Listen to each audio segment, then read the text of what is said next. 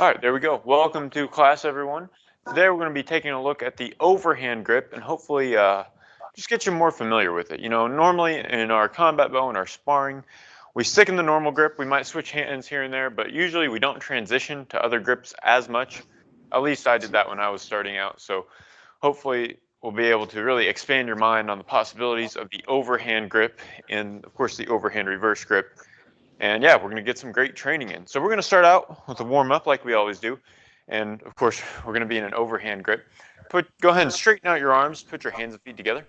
We're going to start out with bow jumping jacks. So you're going to keep your legs and arms straight as we bring the bow over our head and back down. Let's go. I like this one just because it's a great way to warm the whole body up. Targets the legs, the core, and the shoulders, of course.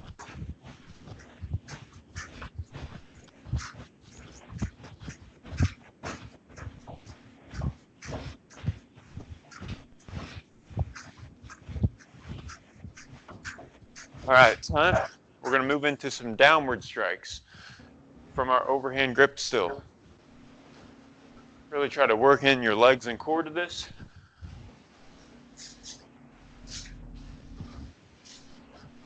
All right, let's go ahead and switch to upward strikes. Really making sure your palm is behind the end of the bow and not just the area between your thumb and your forefinger.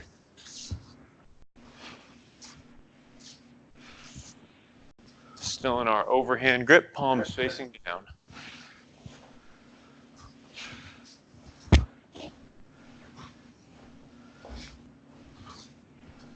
And time.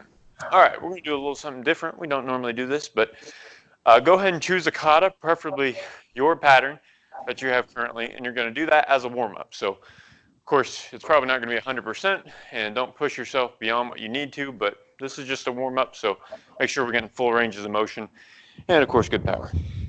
All right, begin when you are ready.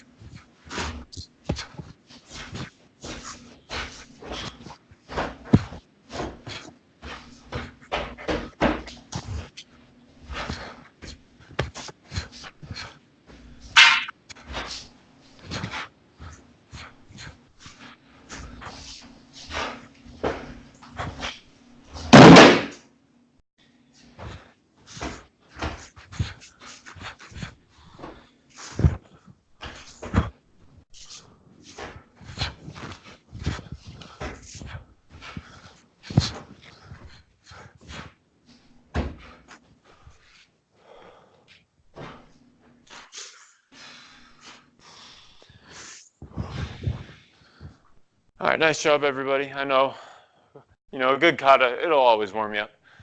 So we're going to do a little bit more of a dynamic stretch. This one feels kind of odd at first, but I think it does a good job at really preparing your forearms.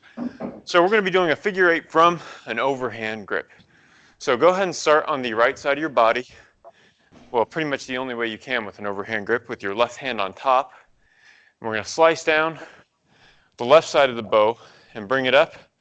And then with our right hand forward side, we're going to bring it in front of us. So we're alternating which side comes in front of us, and it's going to feel like it goes out of your range of motion for your wrists.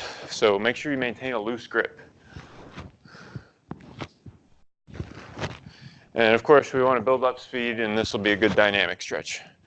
Our goal is not to do it too fast. It is a stretch. And try to keep it, what's the word? Parallel to the direction you're facing, I guess, when it comes to the side of your body. Of course, you can't do that in the down slice, but still.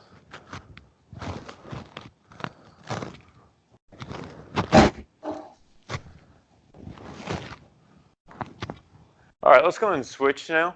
We're going to keep our hands the same, but with our right side, we're going to slice up, then bring it over here. Left side slices up. So we're going to alternate which side is traveling upwards.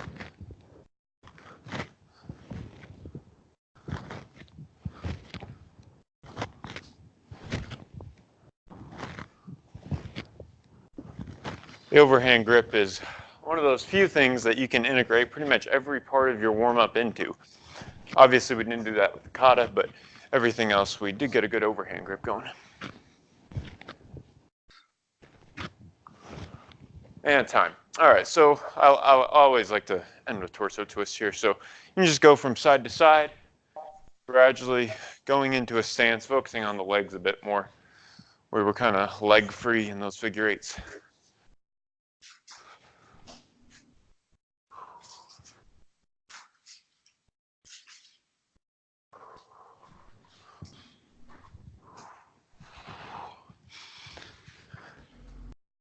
I find it helpful to bounce a little bit at the end of my stances.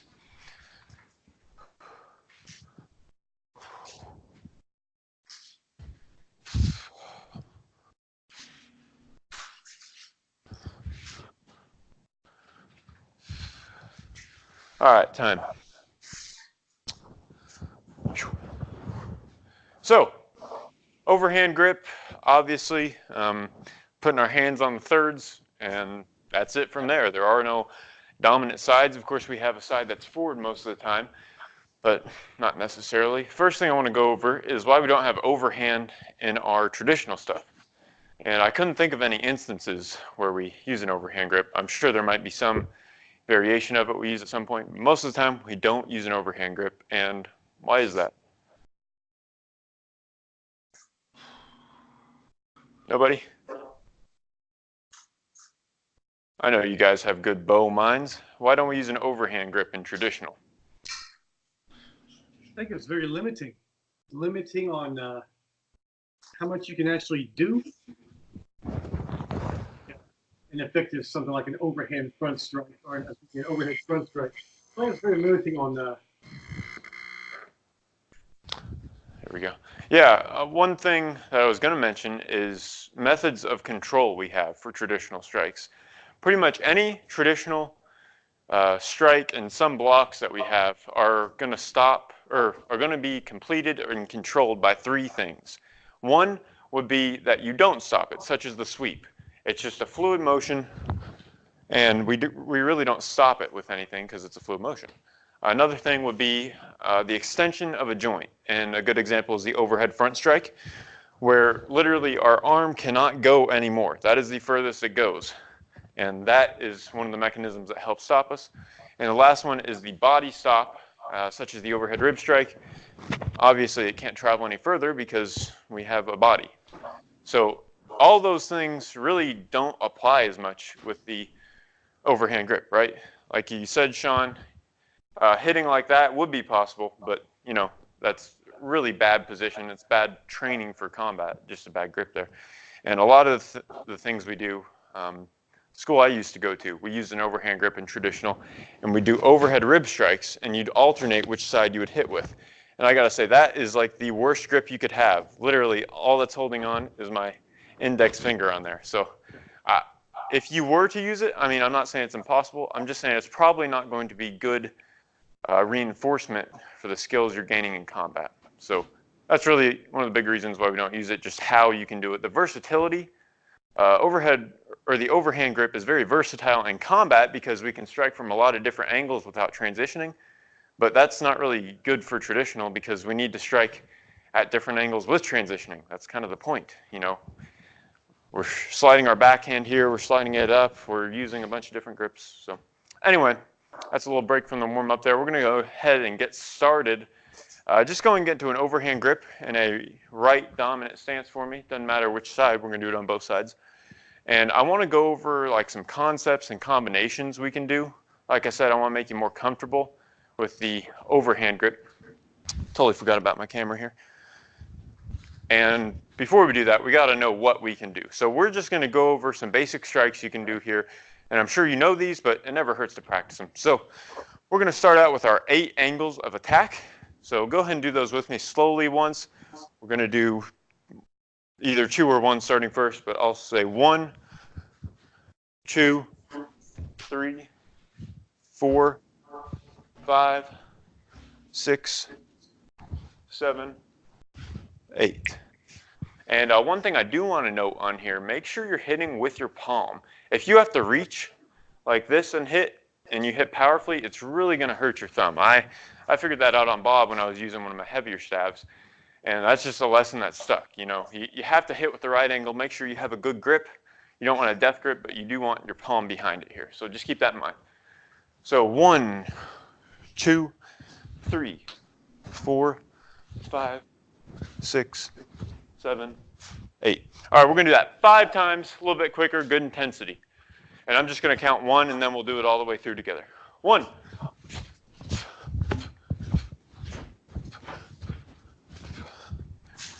2.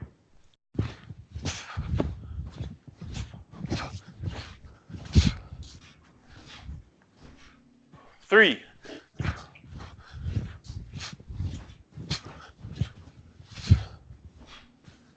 4.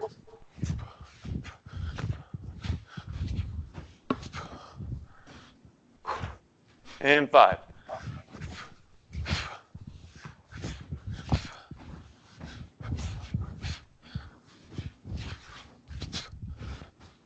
And I switched hands the wrong way there. Really, you don't need to switch hands, but go ahead and switch your stance, left dominant now. Another thing, it's also very important on all of our strikes, but the overhand too, or the overhand grip. We need to make sure we're sponsoring or having body sponsorship. You know, we don't just want to use our upper body and extending our arms or anything like that. Make sure if you're striking one way or another, you know, take a little half step beforehand, get some good power into it. Always be twisting your hips. That's you guys probably know that already, but it never hurts to reinforce it. All right, so let's do the left side slowly once. 2, 1, 4, 3, 6, 5, 7, and 8. Again, let's do that 5 times. We need to know what we can use before we start using it. That's why we're doing these. All right, go.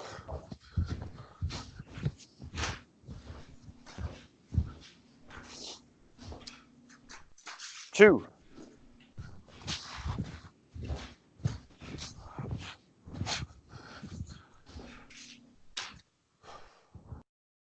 3.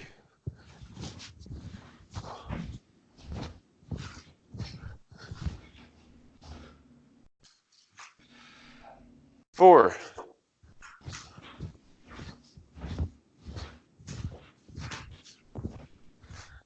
And you'll really notice this on the straight up and straight down angle 7 and 8, that you get a really good levering motion with these, which is always good. We always want that push-pull if we can.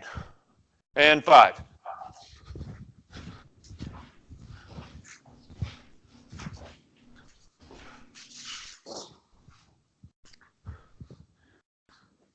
All right, so those are some of our strikes. We're going to be looking at a few more practical ones.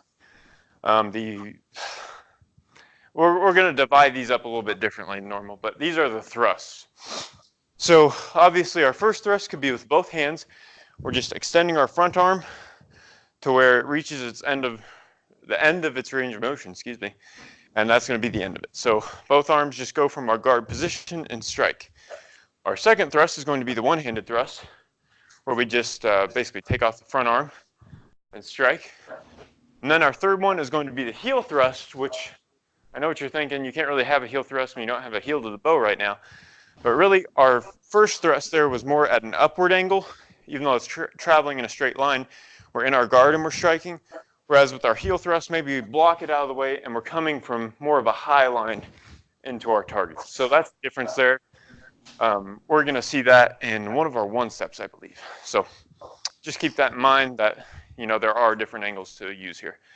Okay, so we're going to do these 5 times. We're going to do front thrust, one-handed thrust, and heel thrust, then return to our guard 5 times.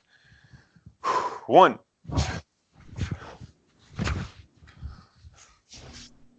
And when you do this, you can either step back into your guard, or after you do that heel thrust, you can just land from there, since, you know, that's one of the great things about this grip is it's so versatile. You can pretty much land in any guard and be in a good position.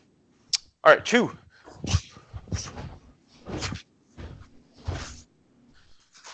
3.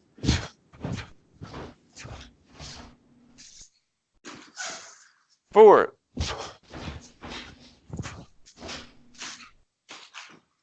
5. And switching sides. So let's get a quick review here.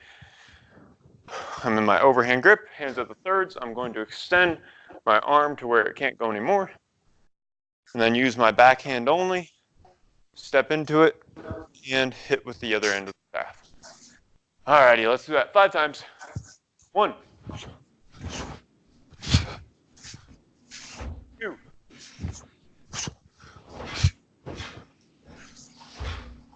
3,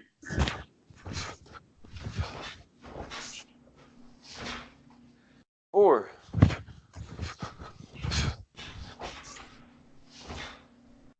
and 5.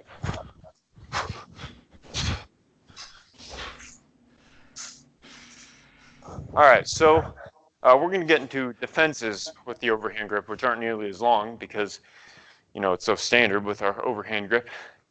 One thing I did want to mention is that we also have guards. Really, I don't use the low guard in this one as much. Really, it's kind of the same as the high guard. You can get a really good descending strike in it from there, or an ascending strike for that matter. You can do more of a circular motion. Really, I find these don't initiate very well because of the range. You know, if we're just here, it's likely our opponent is not going to be in an overhand grip as well, and it's just going to be harder to reach them before they hit us. So from here, we do have really good side parries though, and we're going to talk about that in a second. I really like the mid guard just because it offers that one-handed thrust, and with such a short range grip, it allows us to get, you know, a good amount of range. That's, you know, that's 6 feet right there from my chest. So that's, you know, that's one of the biggest advantages of the bow across the board, not just in bow sparring, it's reach. So we're going to focus on defenses now. Really, we're not going to do the blocks. I find that if you're getting attacked with a lot of angles attacks to start, that doesn't happen too often. You know, we're not just going to be able to stick the staff over here or over here. Really, I like to focus on the vertical parries type things. So maybe a blunt block to the side, blunt block to the other side, or better yet, doing a clearing parry type block. And that's what we're going to be doing here, because I think that one is the most applicable from what I know. So go ahead and get into your, let's see, I'll mirror you here. So right foot forward, overhand grip. Our first parry that we're going to practice is a vertical parry to the dead side. So basically, I'm going to bring the back end of the bow up, and then I'm going to move my body this way and the bow that way. So I bring it up, and I push across. And we're going to put that into a combination later in the class here, but this is what we're going to do to start. So let's do that slowly 2 more times, and then we'll do it quickly 5 times. We're in our stance. I'm going to bring the heel of the staff up, use footwork, and push across. Let's do that one more time slowly. Bring the heel up, and now the front end is pointing down. We're in a really low guard. You're going to move your body to your live side, staff to the dead side. All right, let's do that 5 times. Just imagine, let's imagine a thrust coming at us, because thrust is probably the most common thing that you're going to be hit with, basically. 1. And then return to guard. And we're getting a little bit of footwork in there, keeping it dynamic. 2. 3. And this also works for high and low angles as well. If something's coming at my knee, of course I can just tip it down, push it across. If something's coming at my head, still works the same way. So this is a really good one-size-fits-all type block. Let's see, I think we're on 4. 5. All right, let's go and switch sides now. We're going to practice on the other side. So right foot is forward. You're going to bring the staff up. You're going to move your body to the live side and staff to the dead side. And of course, we do want to use an economy of motion, like Sensei Michael always says, but we do want to emphasize it right now since you might be just learning this. All right, slowly twice more. Bring the end of the staff up, push across. Bring the end of the staff forward, move your body with that good footwork, and push across. All right, let's do that 5 times, doing a vertical parry to the dead side. 1. 2, 3, 4, and 5. All right, nice job, guys. Now we're going to focus on the live side. Of course, that covers anything that could be coming to our dead side. And really, you know what? We'll talk about thrusts in a minute here, but you're not going to be able to use both of these on thrusts. It's really going to depend on where your staff is with respect to your opponents. That's a little bit more involved, so I'll get into that in a second, like I said. So now, the live side is pretty much the same in the beginning. So you're going to bring the heel of the staff up, and then you're just going to move the staff to the live side and the rest of your body in the dead direction. So let's do that twice slowly. Bring the heel of the staff up, pushing across, heel of the staff up, footwork, and clear. All right, 5 times. 1, 2, 3, 4, 5. And really, what I notice myself doing is not just turning it and then pushing, because that's not very efficient, it's not very fluid. So what I do is, let's see, you should be able to see the tip of the staff here. I kind of move it in a circle downward. So I draw a big C right towards my knee there, and then I clear from there, because that keeps it fluid. And if let's say a thrust is coming in, I'm able to turn it, even if their staff is already right here. I can turn and get it out of the way before it hits me. And you know what, we'll go ahead and talk about that here. If their staff is right here, then obviously it's not a good idea to use the live side since the staff is already on my dead side. And of course, if it's right here, I'm not going to want to use my dead side parry because it's already on my live side. So you're going to parry to whichever side it's already on. Does that make sense? Yes. You're going to put the staff wherever it is right now. Because remember, parrying is not forcing the staff to go some way. It's simply redirecting it and moving the energy off slightly. That's the definition of a parry rather than a block. So if the staff is on my live side, well, I'm going to keep it on the live side, and I'm going to use my footwork to emphasize that. The staff is on my dead side. Well, of course, goes to my dead side, use footwork to emphasize. So that's just a quick note about how to use that in, defending a thrust. Really, I think the best way to learn that, get a partner, have them thrust at you. Tape some padding to the end of your normal staff and go at it, but really practice is the best way to learn this stuff. That's how I know it, just because I've been hit with this stuff and now I'm learning how to defend it, right? So we did our right side forward. So we're going to do our live side parry on left foot forward or whichever foot you didn't do before. So remember, we're making a C with the front of the staff and clearing off to the side. Let's do that 5 times. 1, 2, 3, 4, 5. All right, so now we're getting past a little bit of the less interesting part, and we're getting into the more interesting part. So we're going to work on a 1-step first. Hold on just a sec here. All right, so one thing I always like to do with my defenses, or not defenses, but 1-steps in general, just attacks in general, where you're getting close to your opponent, is I like to exit. I don't want to strike, get a combination down really well in my head, practice it a lot, and then when I'm in sparring, I just stop after I'm done. It's not a good thing to do. And we do this in Krav too, because I remember practicing this, that you always disengage. You create distance. That way you're not in a position to be hit if you stop. You're not in a bad position, basically. So I'll put this in illustrative form here. Bob throws a thrust at me, so I do the parry, and I do a strike. Now that is the definition of 1-step. I defended, I attacked once. But that's probably not a good spot to end. We need to practice getting away from there. And that's actually our first 1-step that we're going to do. So we're going to do the dead side parry, then descending strike, but then I'm going to do a one-handed thrust out from there. And like I said, focus on the exit here, obviously the defense, but there's just a lot of different aspects, so be sure you're getting all of them.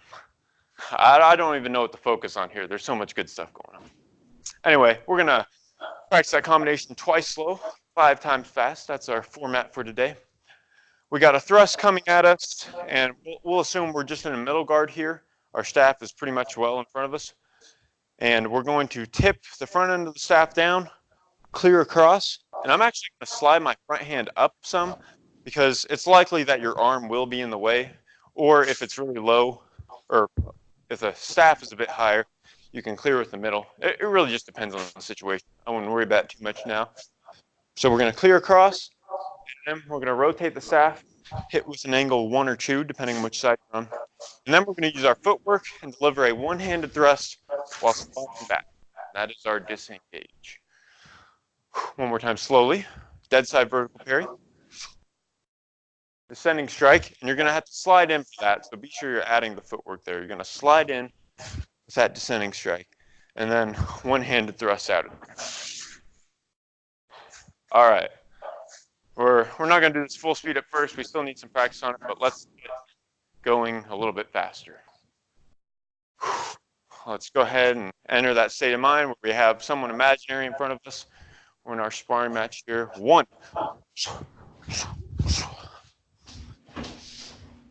Using footwork, moving around. 2.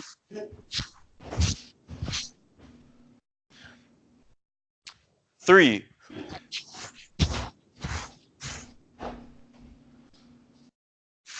4.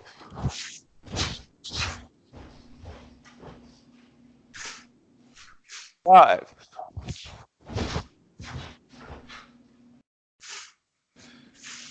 6. Really make sure you're sliding in with that descending strike. Let's see. Well, Bob doesn't have that staff right now, but anyway, I'd probably be at about this distance. None of our staves would be touching. So if he thrusts, descending strike from there will not do the trick. So I have to fend and then really slide in and cover the distance. Really, that's one of the disadvantages of overhand grip. We have such a short range because we have to maintain at least a right angle here to not hurt ourselves, at least with lateral strikes anyway. So we have to skip in so much. Anyway, let's switch sides. Whichever foot was not forward before, it will be forward now. So let's do that vertical parry to the dead side, slide in, descending strike, and one-handed thrust out. And feel free to exit at an angle here. That's one thing I really like doing, if you can get to the dead side especially. You know, I parry, I strike, and maybe there's staff on this side, so when I go this more, I thrust out. Now I'm a little bit more angled, and I have a better disposition for attacking. Let's do that one more time slowly. Clearing, sliding in and striking, and then getting out of there with one-handed thrust. All right, 5 times fast. And 1. You need to slide a little bit more there. 2.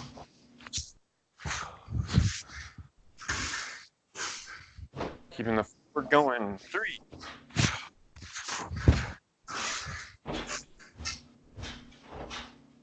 4.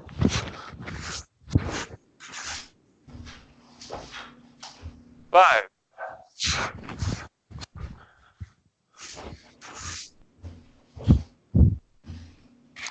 All right, nice job, guys. These ties on the uniform always want to stick up. All right, so that was just one way to use the overhand grip with a good defense for a thrust.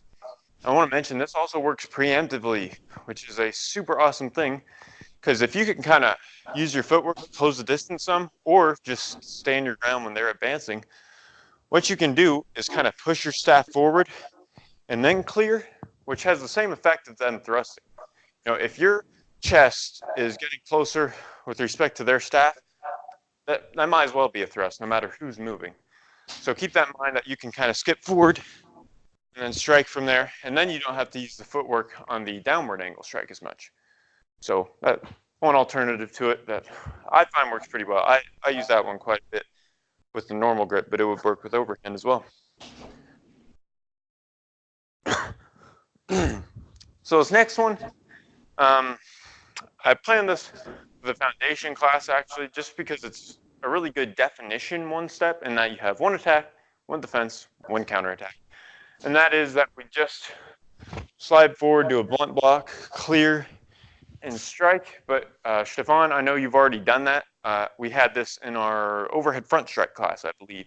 And then you did this with a partner. So I'm not going to make you do that again. And besides, there are not a whole lot of ankle strikes that come at you in sparring.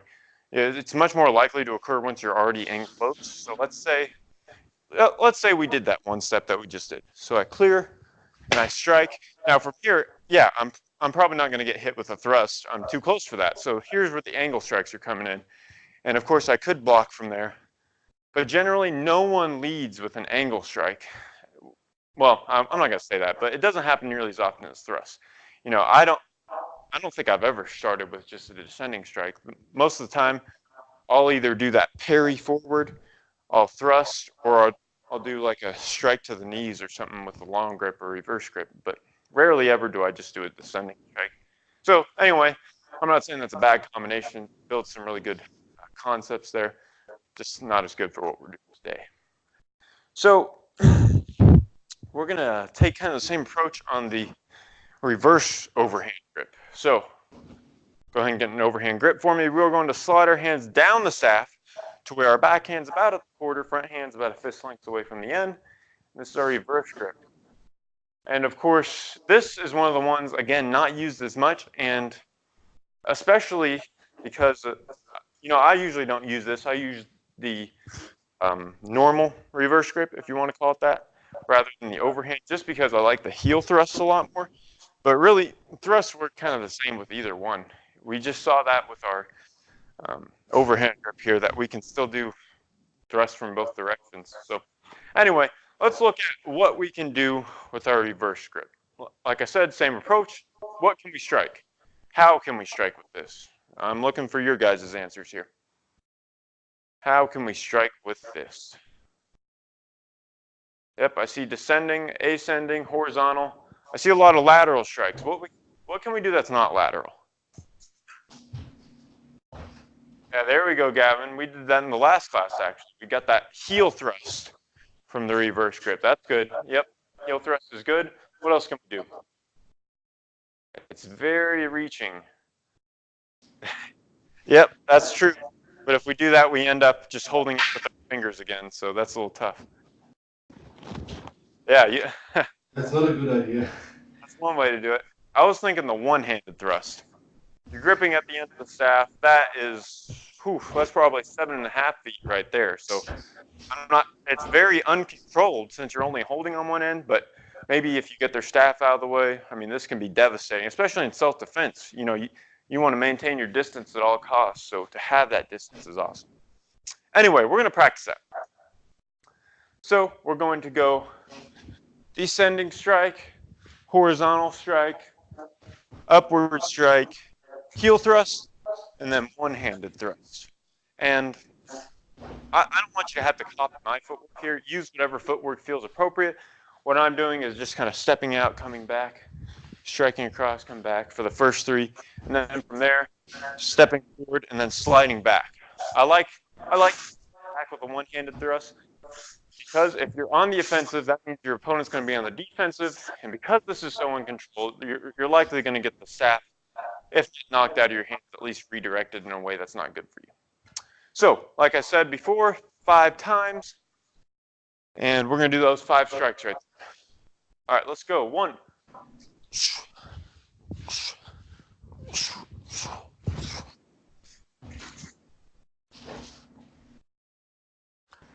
Make sure we're getting 2 thrusts and 3 lateral strikes. 2, excuse me.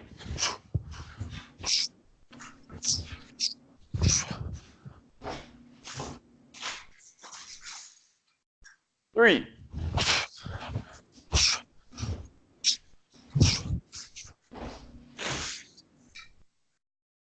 4.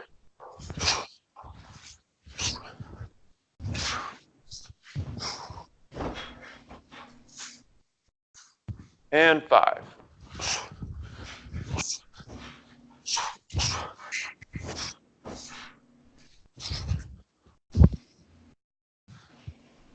All right, let's switch sides. Gotta either transition your hands or flip them both up, but I don't like flipping them both up, so usually I just slide my hands to the other end of the staff. So let's go over those slowly. Really, you probably don't need too much practice on this, just because we do it so often. So descending strike, horizontal strike, upward strike, and hitting with the heel of the staff, heel thrust, and one-handed thrust. And really try to get some good hip movement. And on that one-handed thrust, the extension of our arm is only so strong, you know. So if we can really twist our hips into it and even keep our arm in the same place, it's going to be way more powerful. 5 times. Go. 1.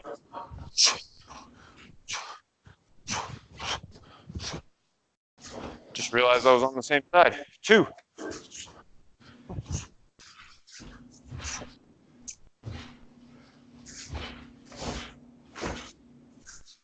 3.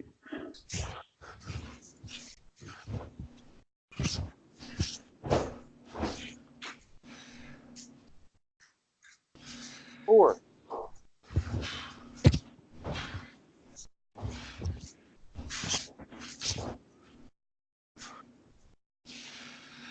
5.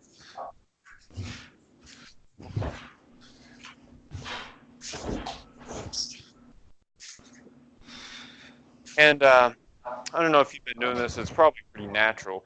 But after I finish that one-handed thrust, what I do is I come back to an overhand, long grip, I guess you could call it, which you can still deliver thrust from there. It's not as good as a normal long grip, but from there we can just go back into our stance. Like I said before, you don't want to stop like right after combination, because then you're going to get used to that, and that's not a good habit to have. You always want to practice disengaging, just good combat tactics. So we're going to do a pretty similar combination here, but I find that one of the reasons we don't use the reverse grip so much is because of the defenses. We sacrifice our distance. We still have good distance with the strike, of course, but it's not in front of us. It's not going to stop our opponent if they rush us, like even the overhand grip, but especially normal and long grips will do. So we got to practice defenses here. Blunt blocks really don't work as well here. Maybe on this side, but certainly not up or on the other side, because you have to have so much motion to get across there. You're going to be hit by the time you get there. So really parries, anything on your live side is going to be easy, because we can just bring the staff up and push across. And that's what we're going to start with. Very similar to our overhand grip that we already had, except this is a reverse grip. So practice it with me. If my right foot is forward, I'm going to bring the staff up, and from here, we basically defended anything. This wouldn't cover thrust as much, because the thrust is probably going to come in front of you and not from this side. I mean, if that makes sense. So we're going to bring it up and push across. And one other thing we can do from here is certainly the descending strike that we transitioned to last time as well. Anyway, let's do that 5 times. 1, blocking to our live side, or parrying, or blocking, doesn't really matter. 2, 3, 4, 5. Let's switch sides. Bring the staff up to where our backhand is about at solar plexus level, and then we're going to push across. And 1, 2, 3, 4, 5. Now, what's more concerning is anything to the dead side, because the dead side is probably the most undefended here compared to our other grips and guards. So what can we do to defend our dead side? Really, well, what I did right there, pretty much the opposite of what we were doing before, is bring it up. Then we're going to push it to our dead side, and I think that would work for low line. For high line, that does not work as much. If you can manage to catch a thrust there, you're probably okay, and anything to the legs, good too. And from there, what we can do is kind of limited. Of course, we can strike up, but our opponent's staff might slip and hit us. That's not really a great option. One thing we can do is, if it's below our hand, is we can circle it and redirect it. And now we're in our normal reverse grip, and we have control of their staff, or we had control. So really, this is really hard to demonstrate without a partner, and that's why I didn't want to practice it, because it's hard to understand without a partner if you're just learning it. It's hard to practice without a partner too. But if you can find a partner this week, or well, anytime for that matter, get them to just throw thrusts at you. You're in the reverse grip. You're right here, and then focus on bringing the staff up, circling, and then from there, I generally find you can bring it across, and then they are undefended there. You can get a really good descending strike or horizontal strike to the head. So again, I'm just going to turn around here so you can see me. I'm going to defend to this side, circle, and then I can strike down from there. Really, this is something, like I said before, you're going to have to experiment with this, see what works for you, because maybe you don't have mobility in one of these spots, and you're not going to be able to do some combinations. That's okay. Just find what works for you. All right, so let's say we have probably the most dangerous strike from here, because even with the thrust, it's going to be coming from midline somewhere in here. We can push across and block.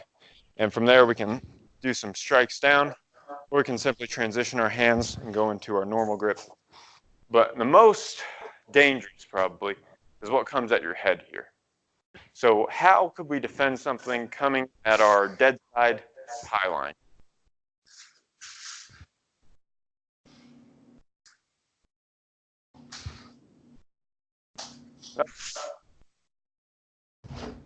Ooh, I know what to use on you guys in sparring. One thing, someone say something, or is that me echoing? I guess that was me echoing. Okay, so one thing I like to do, I like the concept of the high line horizontal parry. I don't know, I haven't tested this out yet, so I don't know if it'll work, but it's certainly worth considering that if something's coming in right here, we can step back and block up, and that puts us in a really good position to, of course, clear the staff, and then we have some really good thrusts in there and descending strikes that we can go into from there. So keep that in mind. I like that. Again, this is one of those things, anything with circling and redirecting is hard to practice without a partner. So make sure you're practicing this. Stepping offline, clearing, thrusting from there. I like that. But really, if something comes in there, what you may have to do is just bring the staff up and block, which isn't ideal. But what we do have is their end of the staff right here, and we can hit them. Yeah, Bob will work for this. So if I need to block up here, I can hit them, do a couple back strikes, thrusts, anything like that. Anyway, I know that was a little bit less practice, more talking, but just give these concepts some thought. You try them out in sparring if you spar regularly, or if you don't, you need to spar either way. So I think I have one more combination here. Let me make sure. Yeah. All right. Well, this is basically the same thing as we did before, but I like how it goes over the reverse grip. So what we're going to do is a dead side vertical parry. So we're going to walk off to this side because, like I said, that's probably going to be what's going to hit you here is just a thrust of the midline, classic thrust. So we're going to block across, circle it. Is that what I wanted to do? Boom. Yeah. Shoot. I don't remember. Hold on just a second here. I got to look at my notes. Divert, circle, heel thrust. Okay, yeah. That was what I was thinking. So, yeah, we're going to do a dead side vertical parry, circle it, and heel thrust, and return to our guard. I thought I wasn't going to do that one, but I guess I was. I'm going to trust the me that hasn't been working out for a little bit here. So anyway, let's do that slow a couple of times. I'll face you, and then I'll face the other direction here. We're going to parry to the dead side. And we're assuming their staff is below our bottom hand here. So we're going to circle it up and just out of the way. So we're kind of pushing it down there. And then we're going to heel thrust in because that technically is the heel of the staff. And then we can slide out from there, or we can deliver a one-handed thrust. You know what? Let's throw that one-handed thrust in there. Like I said, it's good to have a good exit strategy. So I'll face this way. Parry. Circle. Heel thrust. One-handed thrust. All right, before we start, does that make sense, at least, the concept of it? Yes, good. Yes. All right, just making sure. And like I said, hard practice without a good partner here. So let's do that 5 times. 1,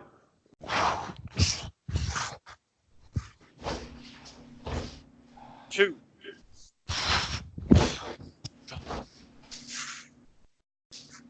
3,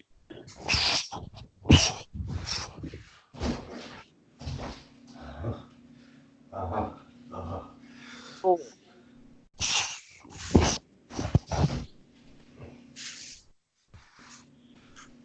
and 5. Okay. And what I would actually do from there, I know this is a overhand class, so obviously we're going to stick in the overhand grip, but most likely after that one-handed thrust, I'm not going to sacrifice all that distance I just gained to go back to my guard there. The key to guards and grips is knowing which one to use where. So if we use the bad one, that's not good. That's giving us a disadvantage. But after that one-handed thrust, I'd probably just go to a long grip. And then from there, if I decide to thrust back in, which is probably what would happen, you could use either side parry and continue on. But like I said, it's an overhand class, so we'll keep it in the overhand grip. All right, let's switch sides on the left side now. So we're going to parry to the dead side, circle, oh, whoops, parry, circle, heel thrust, and one-handed thrust. All right, let's do that slowly one more time. I'll face same direction as you all. So we're going to parry, and then heel thrust, one-handed thrust. And I'm going to go ahead and start you guys off here. Well, I'll see if I can get a little bit more visual demonstration going. All right. Go ahead and go to 5 on your own.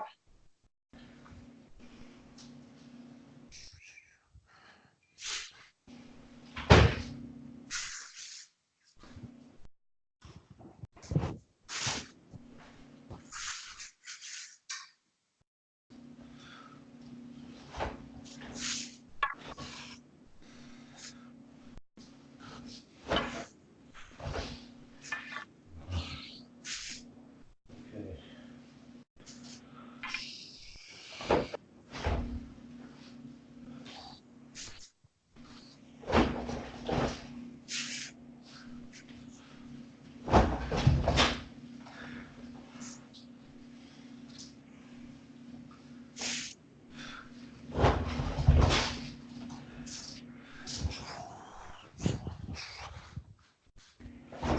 All right, so I got Bob here, finally armed him.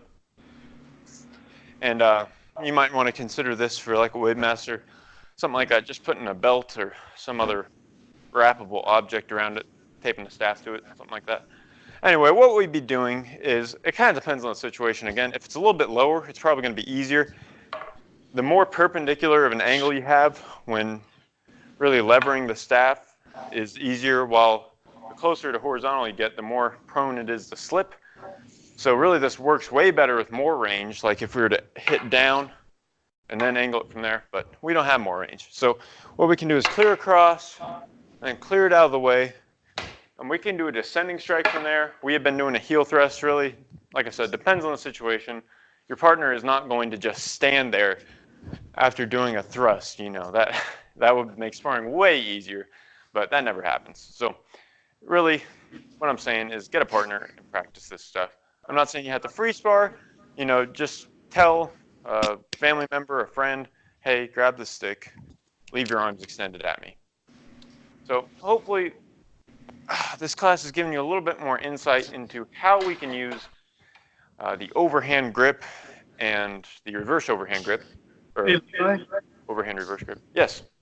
I totally with your concept of blocking to the dead side. I don't think it would ever be my go-to to take my opponent's weapon across my eye line, trying to clear them out. If I've already cleared them out this way, my dead side, immediately go in with a heel thrust. I see that the option is there to take them outside, but then you can also take them across your eye line to clear them out to your live side. Yeah, yeah, that's true. I mean, the options there. We have something else in our toolkit that if we wanted to clear them around, we could. But if we're here and they're already on our dead side, it looks flashy as anything to scoop them up and take them across. But you may have that opponent who continues his advance forward, and as you're clearing his weapon across your eye line, bust you between the eyebrows. Yeah, well, what else to consider? It's another tool in our toolkit. Yeah, that's a good way to put it. I think if they're not advancing, then certainly don't do the circle. It really depends on how much staff you have to work with of your partners, because if they are really close, as soon as you start levering, it's going to slip, almost undoubtedly. Even when you have more staff to work with in a non-reverse grip, it's going to slip. So if, let's say you're right by their hand, you have way more control there, and I'm thinking if you could kind of clear it up and across, you now have an open line to their head, their whole body, unimpeded by their staff. Absolutely. And really it's a risky move for sure, but it also is very bad for them if you can get in that position. So that's my line of thinking there. You bring up some great points about how that is potentially dangerous, which it certainly is. So I appreciate your insight on that. Gavin, Stefan, anything on this? We're more in the peer review section now anyway, so it's good to get some discussion in. Life side, dead side, that's crazy. That's crazy. To understand the difference between the, this is my life side here. Yeah, yep. This is the dead side. Yep. Okay, dead side blocking is like this here. Okay, and you mean circling up the bow here? I was thinking more of a vertical parry, but yeah. Not so much horizontal as you just bring it across, and then you can circle from there. Okay, I think I have to practice this on the weekend for a couple of times. Yeah. I was saying that the whole time, but just, find a partner. Makes it way easier to understand this stuff. Okay, thanks. Glad I could tell you you're doing it wrong. I feel great. No, you're really, if it works to defend you, you're doing it right. That's the thing about combat. There is no set way. It is the way that gets you safe in defense, and defensive. Yeah, I think I said that right. All right, so let's move into peer review. We've been kind of stagnant for a minute here, so it's good to do some katas, anything like that. I can begin if you'd like me to. It doesn't really matter. Do it. Show us the magic. All right, I have not learned Bokata 7 yet, but I have been working on Sakugawa no Kan. And there is about a 0% chance I'm pronouncing that correctly, but so I'm going to try it anyway. Congratulations on your black chevron, and well done. Well deserved. Oh, thank you. I don't know where it is. I only got up to red on my sleeve here, but hopefully I'll get in the mail pretty soon. Yes, you're not alone here. Look, the green one. Yeah, I missed the parcel with the other chevrons. Have a look here. The certificate is missing also. I'll wait for the post here for the parcel. Yeah, international shipping, I'm sure, is a little bit more tumultuous. All right. I got to remember how to do this. I'm pretty sure I need to watch the video one more time because on the way back, there's one section where I'm unsure how many I need to do. But you guys won't notice. Hopefully you haven't studied it too much yet. And the moves are the same anyway, so it's just repetition. Sakugawa no Kan.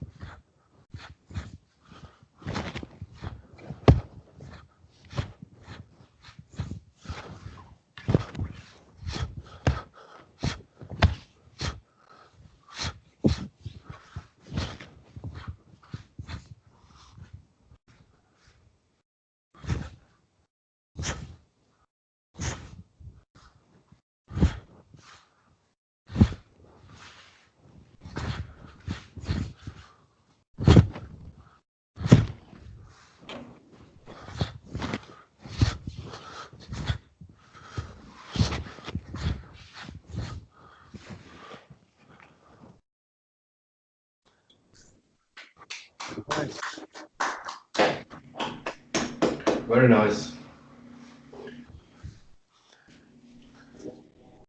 I guess I didn't do that one as much for critique, but I kind of know what I'm doing wrong on it so far. So. The problem is awaiting tips from us is from personally from my side is a little bit impossible because I know the kata from Sensei Michael, but I'm not too much in the kata that I can any tips for you. I think it's looking very nice. Powerful strikes and it looks like very traditional kata. When you look videos similar of Japanese, yeah, Bojutsuka, it's very nice. Thank you. I think the only person who can give tips is Sensei Michael himself or Adam. I think I don't know. Looks very nice. Is there anything in that kata that's new that we don't know already? Nothing's really new. It's all just kind of different style, though. There is the Okinawan 4-point combo, which I think he's lowered. Yeah, you go here and then you go into like a shortened overhead front strike without the hand sliding back. Yeah. And then you do a descending strike from there. Okay. Which actually looks pretty cool. I really like the looks of that. And I think it definitely feels more powerful because you get a little bit more circular motion into it. Okay. But yeah, that one is actually really cool. A lot of advancing pokes and circle parries, it seems, too. Oh, yeah. A ton of them. Yeah, I had to scoot back there, as you saw. And even in Sensei Michael's video, I mean, it takes up the whole floor because you're just stepping for it 3 full times. And it is crazy how much space it takes. Oh, good though. That's I think that's whenever you look up traditional bow kata, that's one of the first ones that seems to always come. It seems a very popular traditional Okinawan kabuto. Yeah, I've been trying to look up a few different videos to really get a feel for what it should look like, because I know it's one thing watching one person and imitating them, but in this case, it's not just Sensei Michael's; it's everyone's. Most people have seen this kata, so I really want to make it pleasing to the eyes for everyone, if you want to look at it like that. Nice. Nicely done. Is there no yell? Oh, I forgot about it. If there is, I don't know where it is anyway, but I'm just focusing on the moves right now. But very good observation, though. The yell's coming later. Coming soon. Nice. All right. I remember before testing, an evening before, I had to rewatch the video. Where are the yells coming? Yep. That's normal. All right. Gavin, what rank are you? You're a brown chevron, right? Yes, but as I said, I have my old G here. And I'm waiting for the parcel. Michael sent the certificate and 2 of the blue chevrons for this G, and my other G, and then 2 brown chevrons. So I can put them here on this. And actually, you see, I have the green chevron level. Yeah, I couldn't quite tell what it was. It looks really brown from here. So. No, it's the yellow and the green. Okay. Oh, I can see it now. Yeah. And if you see here the certificate on weekend, I have placed them here in a new line from the lower to the upper. Nice. Yes. Yeah, there's a placeholder here. This is not. This is still the placeholder from the frame. Maybe I'll make a picture, draw a picture in it. Okay. What are we waiting on? Who's next? Yes. Oh, you lost Levi. Sorry about that. The whole thing just crashed. It didn't even exit out. Let me get rid of this blur screen here. Sean, what about you? Any peer review? Yeah, actually I'm about 5 hours away from getting 60 hours to test for my red chevron. Hey. I did my very first combat bow with a friend of mine last week, and I was terrible at it. Horrible. You think you know what you're doing when you're by yourself, which is like Yes. you're powerful and awesome. Then you get against somebody else, and it was horrendous. So we're gonna play again, and Awesome. I've padded bow. I gave him a padded sword. He and I also fence rapier, so I may do padded bow versus his rapier for my part of my test. Awesome. Nice. That was very cool. Yeah, I hope it. I asked Sensei Michael. He said it's fine to mix medium to long range weapons. I mean, don't go in someone with a knife or something like that with it on your test. So I'm gonna try with either the sword or the against his rapier and see what we can do there. Cool. Let me give. If Yeah. you wouldn't mind videoing that, I know I'd like to see it, but I'm sure others would like to as well. Yeah, I'll share that. I'll probably maybe 10 more hours worth of combat bow practice just to make sure I've got something that feels comfortable. Right now it's just sloppy. If I could give you a tip, one thing that I found really helped is just in a normal grip, doing that dead side vertical parry to the descending strike. Because that is really good to start. If you can kind of get a little bit closer to your opponent gradually and then kind of jump forward and strike from there, it is really good. I was sparring my dad for my black chevron test, and I got that one, and it is just lightning fast. So yeah, it may not work for you. I don't know. It works for me though, so it's worth it. Would you be willing to share your black chevron video with us? Yeah, I'll send it to you. I sent it to Gavin last class. Yes, I saw it. And I'm going to go ahead and do that because I will. That was a hard test. Oh. Yeah, because you have to do all 6 katas, don't you? Yes, so much katas and the technique section, and yes. I actually didn't know that until the day of the testing, but I practiced them anyway. So I want to give a shot to probably the first 3 quarters of Bokata 5. I just don't have enough room to do the fancy step backwards and turn back around. So let me give this a shot real quick. gotcha. I'll be watching.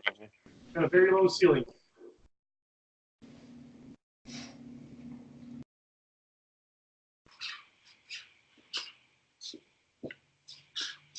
Hey!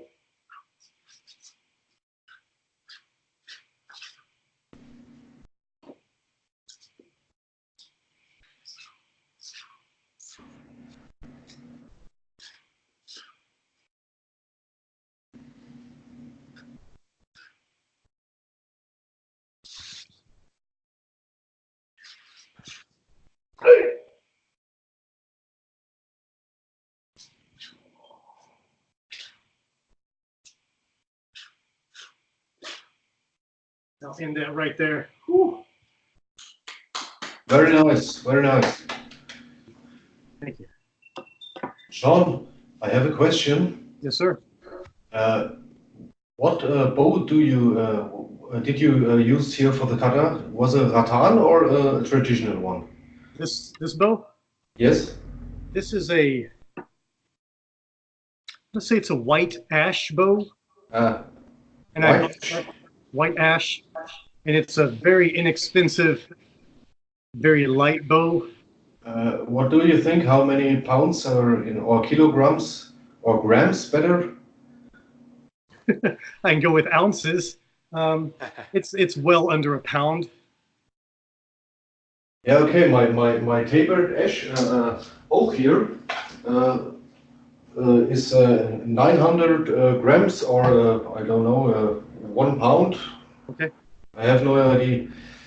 What I noticed is if you did the kata yet, your movements are very flow and flashy. And I recorded the kata on the weekend with the oak here, and I remember my movement was very sticky, and I think the problem is the weight of the bow.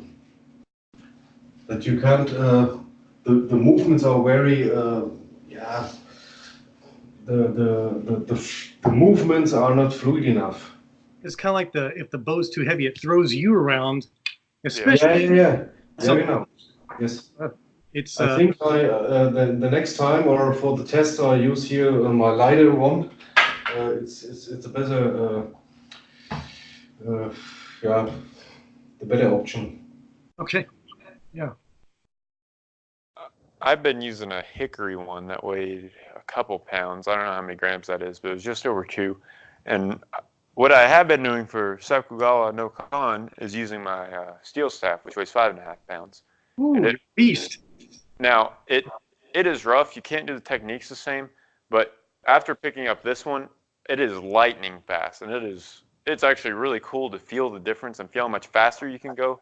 Even with this one's a little bit lighter than my hickory one because I broke the other one, but even with the hickory, it went so much faster. So, if you want to speed up your kata before a test, just do it with a heavier staff first. And one more thing, Sean, Yeah. I cannot see you. I cannot see you since the very beginning of the kata. Oh, It just has like the little circle with your name, and I don't know why it's doing that, but I can't see you. did you pull me down into the actual screen itself and it just stayed like that? Yeah, I mean, it was already there. It was divided with Gavin and Stefan here, but Oh, okay. Well, yeah, I don't know why it's doing that. that's okay. Yeah. But from what I heard, your kata looks good. So Well, thank you. Appreciate it. It's work in progress. I'm really feeling comfortable about it. It's just desire to have the space that can really flow through it and not feel impeded, like I'm gonna knock Yeah. out the ceiling or bust Yeah. a hole in the wall or something. when you're not fully putting your mind into it, it is a bit Exactly. different. Levi, if you mind, if you mean the beginning of the kata from Sean, I didn't notice any issues or some folds or something. It looks good. Thank you. Yes. That's a Awesome. fun kata. I think that's a really fun showy kata right there. The number 5 is. I gotta say, 5 is definitely my favorite after practicing 6, but also looking at 7. I think it has the right amount of strikes because once you get into 6 and 7, there's a lot more spins and less strikes, but I think it has a good strike density to it. You got a good 4-point, you got some not too much footwork in an area, and just a lot of strikes. Yeah, good one. I like it. All right, Stefan, do you have anything for us? Only for kata 1. Yeah, let's see it. Yes, please. We've all been there. It was awesome.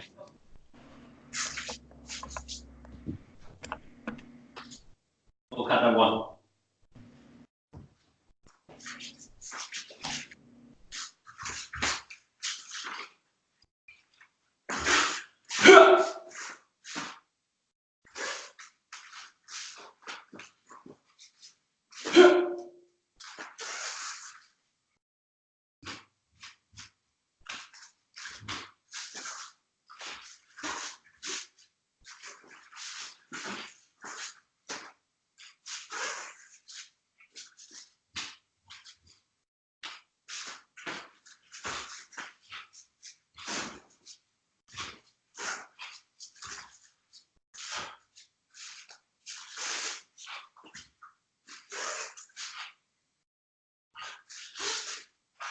Now I'm stuck. Right foot forward, there you go. Yes. Okay.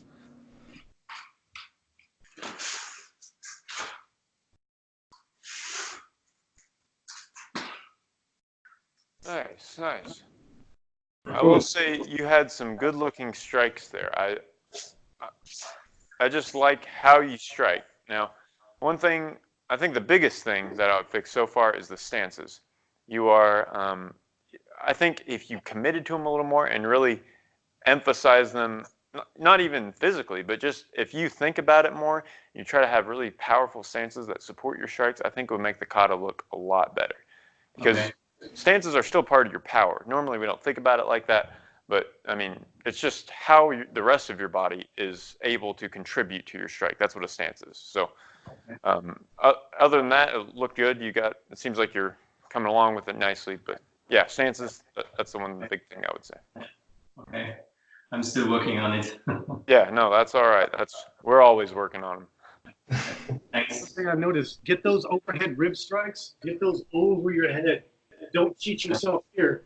Really come over Okay. the fork. Yeah, get those way over there.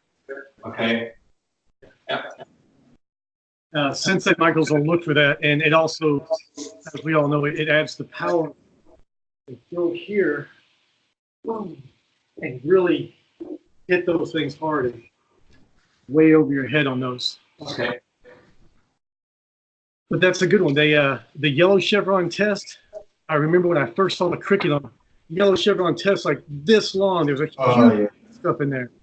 It's just an incredible amount compared to some of the other chevrons where you may have 3 or 4 traditional techniques, but that yellow chevron, he throws it in the deep end. Remember, this was one of the heaviest tests ever, because in case of that many techniques, you have to learn before for the first time.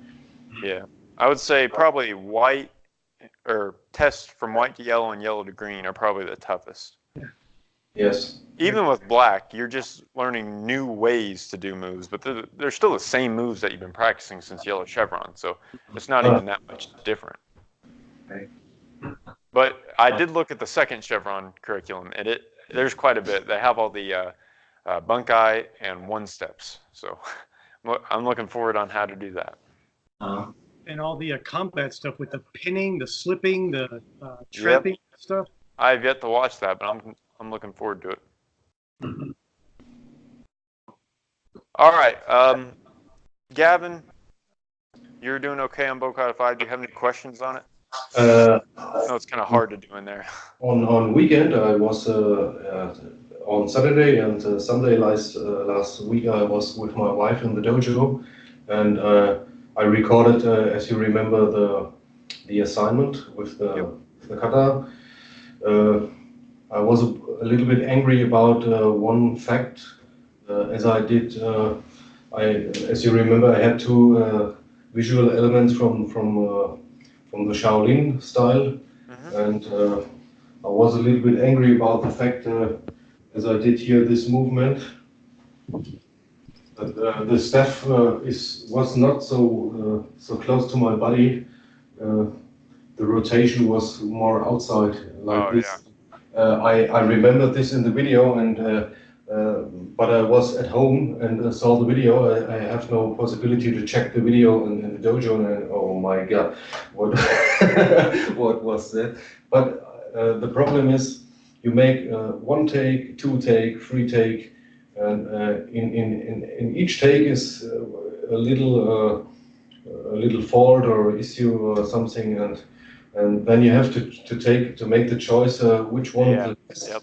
And finally I thought, okay, it's quite cool, and I think the person who don't know the kata actually, I think the error or the mistake is not noticed by the person actually who watching the kata. In most facts is when you do something, you know where are the errors are based, and yeah, okay. Well, now I'm going to go back and watch it again and look for your errors. Yeah, I think that is a self-critical thing that you look where you watch your own stuff and think, okay, I have to prepare much more or train some things that don't work so fine anymore. Yeah, Bokata 5 I recorded also, and I was impressed about the result. That was very good. I did an upload on YouTube. If you want, I can share it in the dashboard or something, and you can do a peer review. Actually, I have no thing to peer review. Excluded. I train. Actually, I train here This one, I don't know the name for. The skipped overhead front strike, yes. Yeah. And yeah, that's a hard thing here. The dojo, I flew here in the window. Yes. Sorry, if you say technique, there's no way I cannot just practice it immediately. And otherwise, I will not know what you're talking about. I got to practice it first. That is very difficult technique. I have to train. Okay. Stefan, die Kata sieht gut aus. Hat mir gefallen. Danke. Versuch vielleicht, was mir aufgefallen ist, bei dem Knee Strike, den vielleicht ein bisschen tiefer anzusetzen. Tiefer. Okay. Tiefer. Also, ich glaube, du warst irgendwo hier. Ich habe mit einer Frau am Wochenende auch trainiert und sie macht gerade auch Bokata 1. Okay. Also ein bisschen mehr hier. Ansonsten sah das eigentlich alles gut aus. Okay, for the friends here, I talked to Stefan. The kata looks very good. What I noticed is that the knee strike can be much more, a little bit more on the lower level. And yes, that's all. Okay. I took a couple years of German, but I didn't understand any of that. Okay, maybe I'll make a session for you. Thank you. Okay, you have two German people here. I think we make it. Well, it's good that you can talk in your native language. I know it's a lot easier to communicate ideas that way, for sure. It's good to be able to use it, I guess. I don't know. Yeah, but I think it's very important if people talking in the language that the persons who are foreign language that you involve the people what you talked about. You know what I mean? Yeah. That's unfriendly when two people talking and the other what they talk about. All right, guys. Well, I'm going to have to plug in my computer here. I don't have a charger in the garage, but I think we're good. This is at an hour and 18, so I think we've had quite a day so far. I hope you guys enjoyed class. Is there any improvements you would make? Any additions, subtractions? Just overall critique of it? You know, your class has gotten better and better and better. Lots smarter. Technical problems we had the first were frustrating, but I think they're doing much better now. Yeah.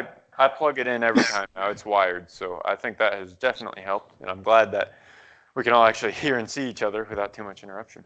Well, I'm going to stop the recording now. Thank you for joining me. If you are watching this, well, live or not live, doesn't really matter. I appreciate it.